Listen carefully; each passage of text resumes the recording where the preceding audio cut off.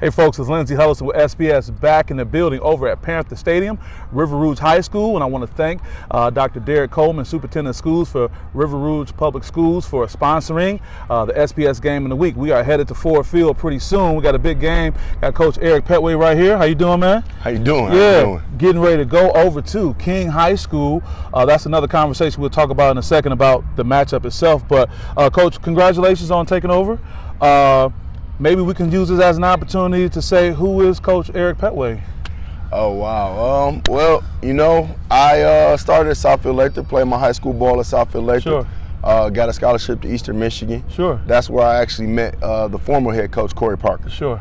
So, you know, me and him linked up there and became best friends pretty much. So y'all was saying back then, look, man, when I'm done, I'm going to be the coach. Then you go come in and I'm going to go. Y'all was making all them plans then? So the funny part about it, one of the big things that me and him used to do, both of us are big-time video game guys. Okay. What's so your we used to favorite play video game? NCAA. Okay, sure. So we used to hop on there and we used to go dynasty mode and actually play against each other. Like in the coach version of it. Okay. So like literally we're coaching against each other, and we have conversations like, yeah, one day, you know, I'm gonna have my own program, I'm gonna do this. One day I'm gonna have my own program and do this. Wow. Well, my last season playing was 2004, and then I started coaching right then and there, the 2004-2005 season at Southfield Lathrop. I did about 3 years there. His last season was 2005 at Eastern Michigan. And then he went and started coaching UD, other places. So about 4 or 5 years into me coaching, that's when he called me like, hey bro, you know, I'm about to be a head coach. You want to come and coach with me? So even though, you know, I was coaching with my head coach, I felt like there's nothing like having you on.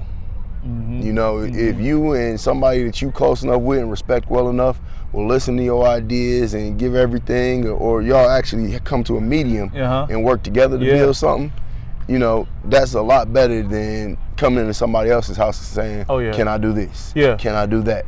Can I do this? So and there's no knock on where you were, but no, those not are at just all. real things that you got to look at. Not and at see. all. It was a great experience coaching underneath my head coach, Stephon Thompson. I was able to learn a lot from him. But you know, at a certain time, you want to step out and get your own house. Yeah, absolutely. So, and this was definitely it for me. And what a house to be that. You say you're close to 15 years of experience overall being with this program? Yep. So this right here is my 14th season. Wow, that's outstanding. You've been through a lot. What is it like not only inheriting a program, but inheriting a program with so much history where the community, I know how it is with basketball, so I can only imagine with football, that the community, they go wrap their arms around you one way or the other. They go either wrap their arms around your body or your neck. Shout out to River Rouge Panther community. Definitely. I mean, it's a great community. It's a great community. When we first got out here, you know, it was a little bit of a struggle because, you know, we're not from River Rouge. I'm not from River Rouge. I'm from Southfield. He's from the east side, you know, but just getting to know everybody and everybody seeing what we were about, seeing the hard work that we put in, seeing the hard work that I put in. You know, a lot of people just joined the bandwagon of it. And then they actually start seeing the wins on the field. So once, you know, the wins on the field started happening, the stands started filling up. Oh yeah. Yep. And it got crazy. Like then the energy is created. Oh yeah, definitely. One of our things that we do every year, we have a Midnight Madness practice. Oh wow. So that just started literally at midnight? Literally at midnight. Oh wow. We start out first day of pads at midnight. We're out on the field. We go for about 45 minutes. Now that started out as just something like we got to do something different to motivate these kids from this losing attitude. Sure. But one day we look up and it's like 10 people in the stands. Like, okay. Next year we look up, now it's like 25 people in the stands. So about 4 years in, we look up, it's like 50 people in the stands. She's like, bro, I want to charge everybody $1. So I said, okay. And then it actually turned into a fundraiser for us. So to this day, we do a Midnight Madness practice. That fundraiser raises about $1,200 to $1,300 for us. Wow! So that means that's more than 50 people sitting in the stand. Now at Midnight Madness, that entire stand is packed. It's packed for Midnight Madness. Yep. That's what they come to expect. Yep. Well, you guys have done some great things. I was talking to one of your players, Nick Marsh. I remember meeting him at Ford Field. Post game, it wasn't the outcome you guys wanted. Talk about having, you know, been so close and tasted that, or been part of a championship within a short amount of time, and then having basically a new group and you're trying to get them to do the same thing. It really just turns into just, I guess, once you got the formula, you know, you just try and recreate it, but it's different every year. It's different every year because of the personalities. It's different every year just because you got different kids. Yeah. Yeah. So the biggest thing and they don't all come in bought in. Yep. The biggest thing we found is hard work makes you buy in. Hard work makes you buy in. And the harder we gotta peace work. Out. There you go. Yeah. Or they can't be ready for it. There you go. Let's talk about the elephant in the room. I'm not talking about Lola at your feet. She's a sweetheart right here. But when I posted last night, about the matchup, King versus River Rouge, I was, ignorant to the fact of that this has been like a Groundhog's Day experience. And shout out to the people on social media responding to it. What's the storyline you think on the same matchup happening in the first round of the playoffs all the time? It just turns into one of those things that, myself and Coach Spence were able to talk about and have a conversation. And I just want to, for the record, when you told me Coach Spence hit you up, like, what's up? I mean, to talk about the civility between you guys to begin with. Yeah. So go ahead. So, we just had a conversation just about how we're the best two teams in Division III. Having to see each other in the first round, why is it not seeded? I actually coached with Coach Grice in West Bloomfield at Southfield Latham when I first started coaching. Had a very similar conversation with him because he's like, I pulled Cass in the first round. Mm-hmm. Like, there's other D1 schools closer to me than Cass. Yeah, so from a proximity standpoint, we talked about it earlier, Cass is 15 minutes, west of here, if you will, if I'm saying it right, and West Bloomfield, you're talking about another 45 minutes. So Yep. There's not really adding up as it relates to proximity or whatever it may distance. How you're able to group these schools together, saying that they're the only D1 schools in the area, that you had to pull another school in a whole different direction. It's just so I'll go to the title of my company, Sports Psychology Solutions. From a solution standpoint, what can you do? What can the community do to try to address these type of issues to get this outcome you want? So myself, Coach Spence, Coach Grice, even Coach Russian over at Cass Tech. We plan to get together in the off season, sit down, and really, I guess, propose to the state.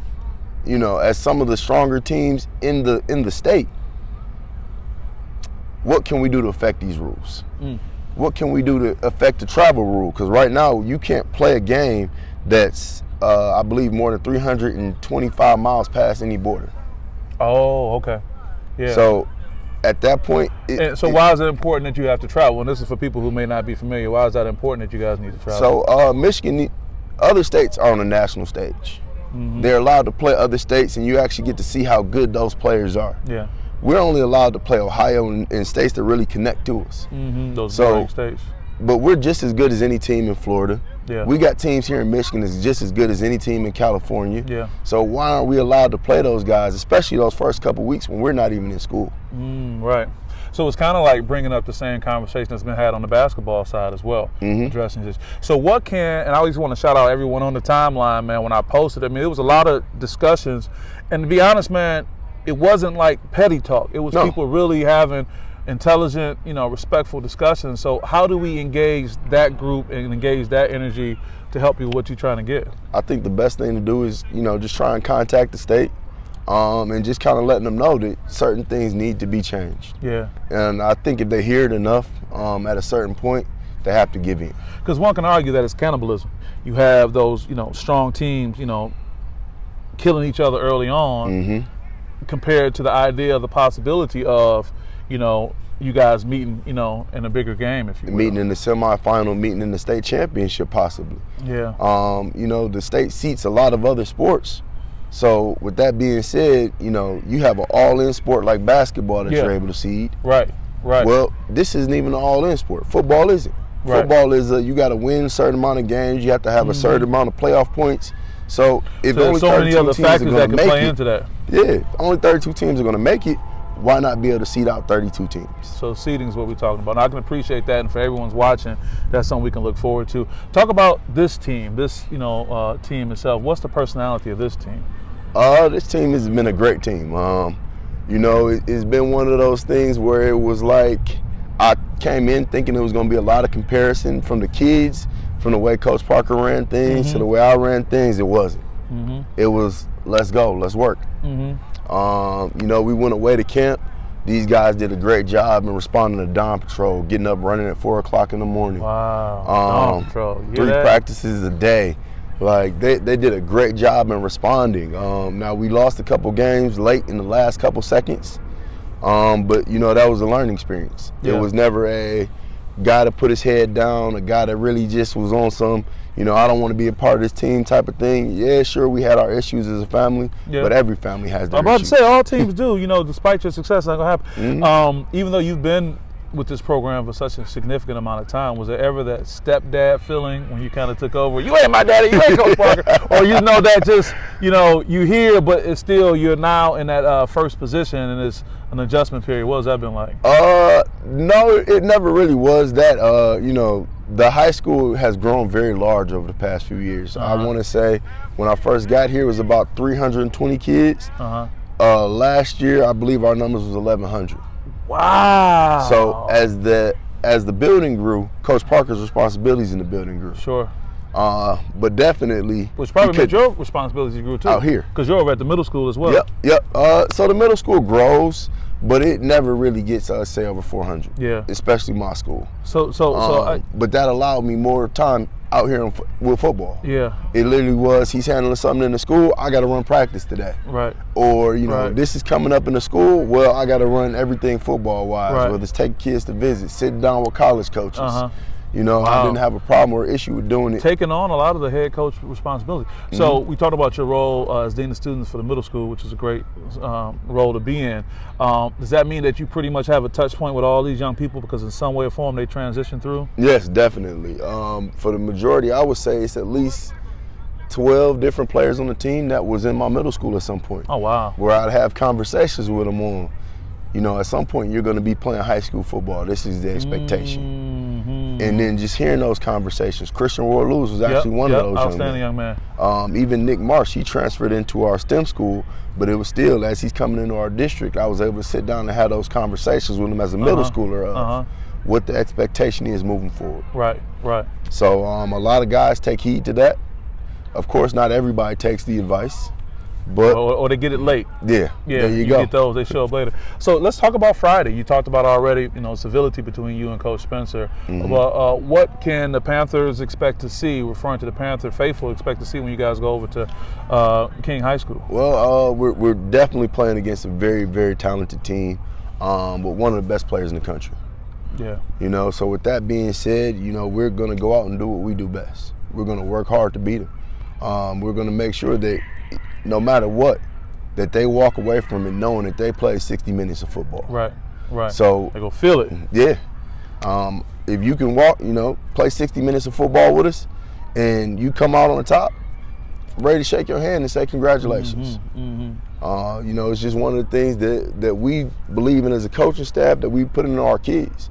If you give your all on the field, if you give your everything, you don't have anything to be ashamed of after the fact. You don't have anything to feel bad about. You don't have anything to feel sorry for.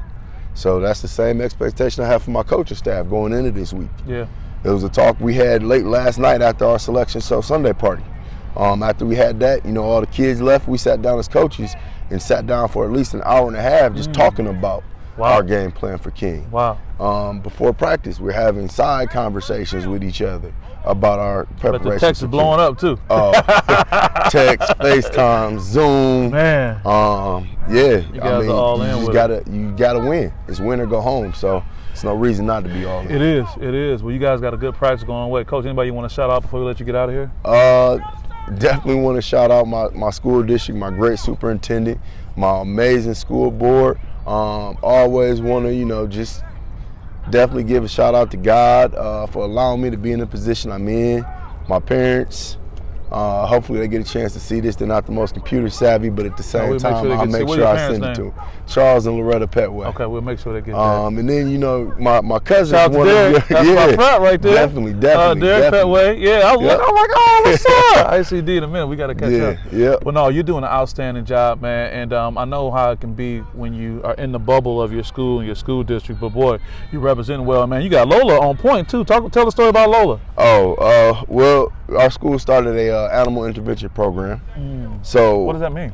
So we're going to actually start having dogs to come into the classrooms at points and work with different students. And helping with trauma. Because everybody learns, helping with trauma, helping with some of our kids that might be a little bit more hyperactive. Well, sitting here with a dog, just sitting here petting it while you're doing some work, that might get you to focus. So what does Lola has a special temperament to be able to handle all types? Yeah, she's a Labradoodle, so she literally is able to work with. She's great with little kids. We've been in the elementary school a couple times. They light up when she come in there. Oh, they love it. They love it. The Sabbath kids get mad at me because she's almost a year. She'll be a year. Oh, she's beautiful. She'll be a year. Hey. Oh, they going crazy now. You heard us talking about you. You want some camera time, Lola? You did. Oh, with your pretty nails done and all that. You wanted some camera time. Okay, down.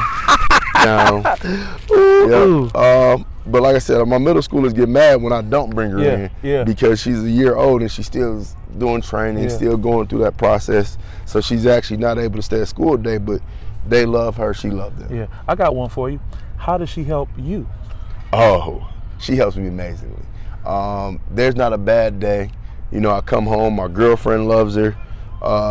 You know. She's with you 24/7? Yep, she's literally with me 24/7. Now on the weekends, so much personality. On the weekends? On the weekends, she does stay with the school dog handlers.